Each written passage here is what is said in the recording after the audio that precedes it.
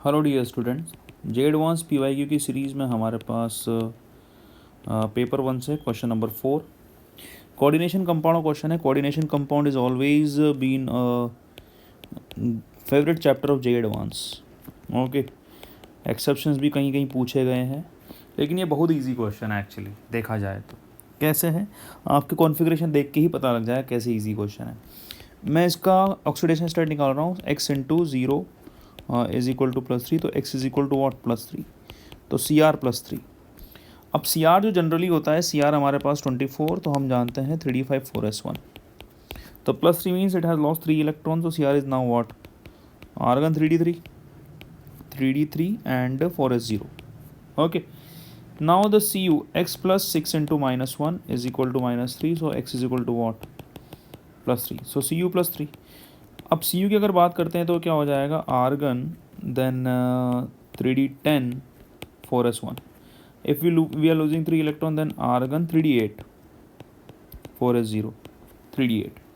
ठीक है, अब यहाँ पर ना ये मैटर नहीं करता कि जब 3d3 कॉन्फ़िगरेशन है 3d8 कॉन्फ़िगरेशन है, तो यहाँ पर ये बिल्कुल भी मैटर नहीं कर रहा that this is that what is the ligand, what is the nature of ligand, whether it is weak field और strong field, it doesn't matter.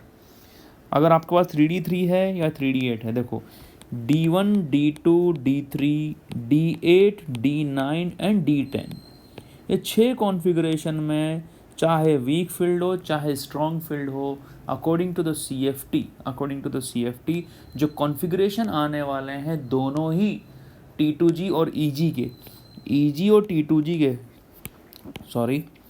T2G and EG के जो कॉन्फ़िगरेशन आने वाले हैं, इन 6 कॉन्फ़िगरेशन के लिए वो दोनों में weak field ligand and strong field ligand दोनों में ही सेम रहेंगे, किसी में भी डिफरेंट नहीं रहेंगे। कैसे, मैं देखिए मैं एक एग्जांपल लेता हूँ आपको D8 का। ओके, D8 का एग्जांपल लेता हूँ, तो अगर मान लीजिए वीक फील्ड है तो 1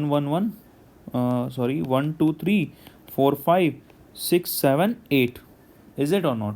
ये मैंने कब भरा, जब SFL है, WFL, एक एक करके भरा ना मैंने, WFL है। अगर मान लीजिए SFL होता, स्ट्रॉन्ग फील्ड होता, तो आप पहले किसको भरते, पहले पूरा T2G का भरते, 1 2 3 4 5 6 7 8, इज इट और नॉट। तो आप देख पा रहे हो दोनों में कॉन्फ़िगरेशन क्या है, सेम है, इज इट और नॉट, क्लियर। ओके, तो चाहे वीक फील्ड ले लो चाहे स्ट्रॉन्ग फील्ड ले लो, हमारे पास कॉन्फ़िगरेशन सेम आने वाले हैं D8 के लिए या D9 के लिए, D10 के लिए, यहाँ पर सेम आ रहे हैं। और नंबर ऑफ अनपेड इलेक्ट्रॉन आप देख पा रहे हो कितना, 2। ओके, तो मैग्नेटिक मोमेंट जो हो जाएगा हमारा 2 × 2 + 2। okay, so this is now what 2√2, and you know 2 × 1.414, so 2.84 it is, 2.82 actually.